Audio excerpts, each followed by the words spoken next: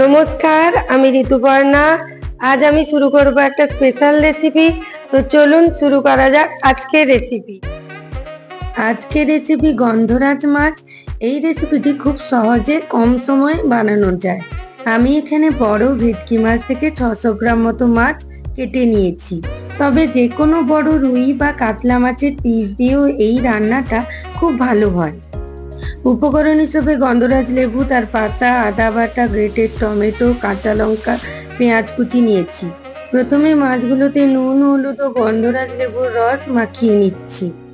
এবার কড়াতে আমি সর্ষের তেল গরম করব। ওর মধ্যে মাছগুলোকে হালকা করে ভেজে বা সাঁতলে তুলে রাখবো।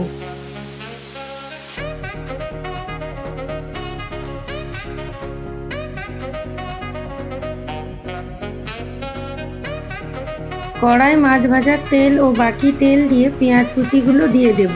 পেঁয়াজ ভাজা হয়ে এলে ওর মধ্যে আদা ও কাঁচা লঙ্কার পেস্টটা দিয়ে দেব।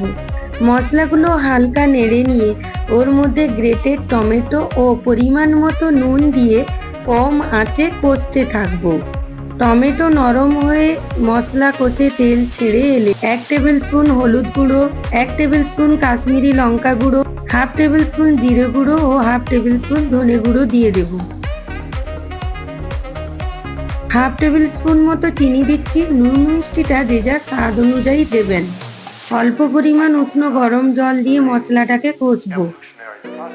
মশলা তেল ছাড়লে পরিমাণ মতো উষ্ণ গরম জল দিয়ে 10 মিনিট না ঢেকে ফোটাবো। মাঝে নাড়বো। এবার মাছটা দিয়ে দেব।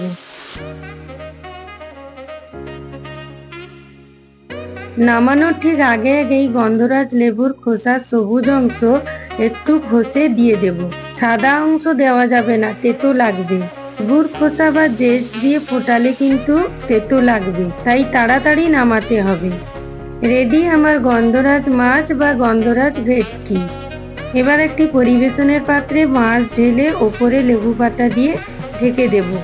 এতে লেবু পাতার গন্ধ মাছে বসে যাবে। রেডি আমার গন্ধরাজ ভেটকি। এইভাবে ঢাকা দিয়ে 5 থেকে 10 মিনিট রেখে দেবেন। আজ এই পর্যন্তই। আবার হাজির হব নতুন কোনো রেসিপি নিয়ে। আমার রেসিপিগুলো ভালো লাগলে লাইক, শেয়ার ও সাবস্ক্রাইব করুন ও আমার ফেসবুক পেজের চ্যানেলটাকে ফলো করুন।